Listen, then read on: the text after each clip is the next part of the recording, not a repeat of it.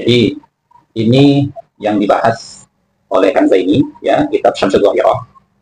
Namun sebelum saya membantah tuduhan dia, gitu kan, bahwasanya yang menyatakan nasabnya Wali Songo itu bersambung kepada klan Ba'alawi itu adalah kitab sejarah nasab yang ada di Kesultanan Palembang, saya ingin mengklarifikasi. Ya, mungkin saya salah ketika mengatakan bahwasanya yang mengatakan pertama kali itu adalah kitab Syamsul Dhahirah yang ditulis oleh Al-Habib Abdurrahman bin Muhammad bin Husain Al-Masyhur. Mungkin saya kurang teliti ya, mana yang tulisan muallifnya, mana yang tambahan dari muhakiknya.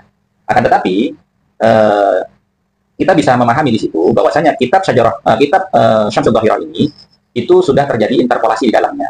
Artinya ada penambahan dari kitab aslinya yang ditambahkan oleh muhakiknya. Ya, kita sebagai orang yang belajar untuk meneliti, salah itu kan boleh, tapi tidak boleh berbohong, kan begitu ya teman-teman.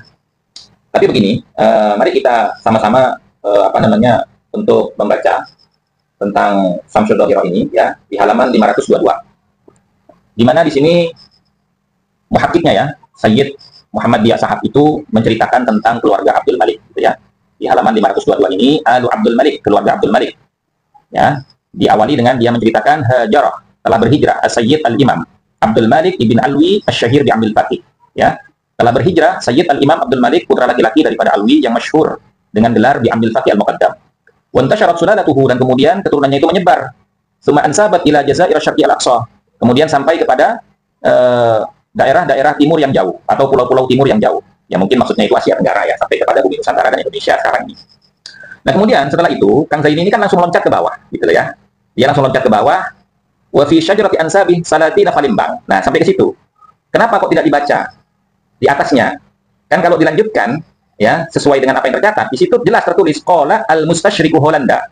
Telah berkata orientalis Belanda yang bernama Van den Burg, ya, di kitabih, di dalam kitabnya yang berjudul Al-Mustawtinatul Arabiyyatu fil Hindi Asy-Syarqiyyah pada halaman ke-53.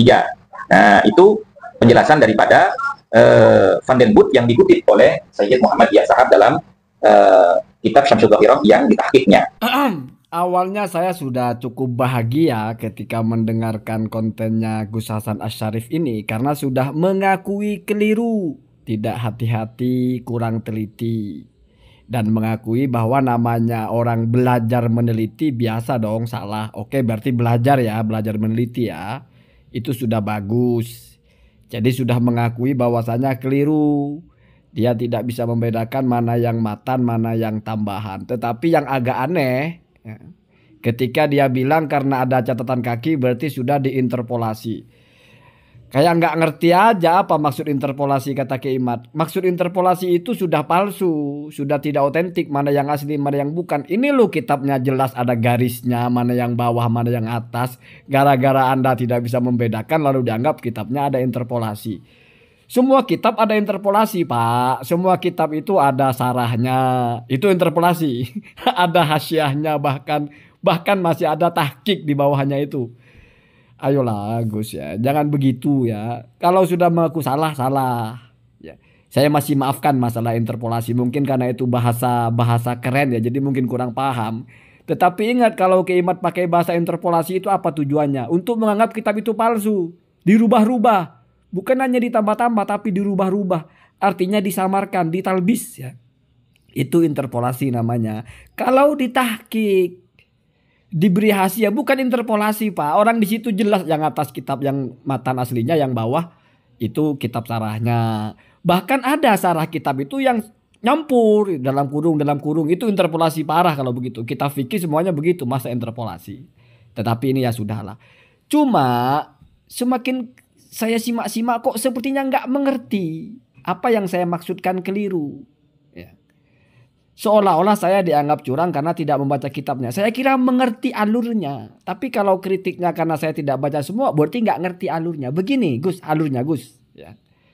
Ketika Anda bilang orang yang pertama kali mengutip itu adalah Van der Burg, yang menjadi sumber utama, sumber pertama, itu fatal salahnya.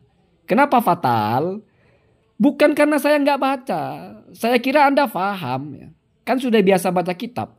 Van der Burg itu kapan lahirnya? Van der Burg itu lahirnya tahun 1845.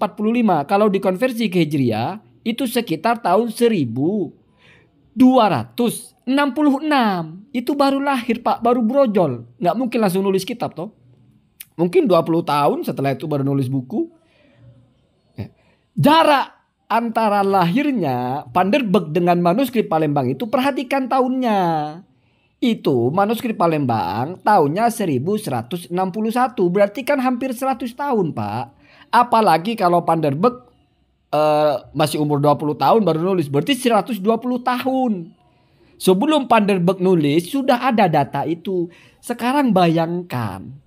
Bagaimana bisa orang belakangan menyampaikan sebuah berita di mana beritanya sama dengan berita yang sudah ditulis 100 tahun sebelumnya. Lalu yang belakangan ini yang dianggap sebagai sumber pertama.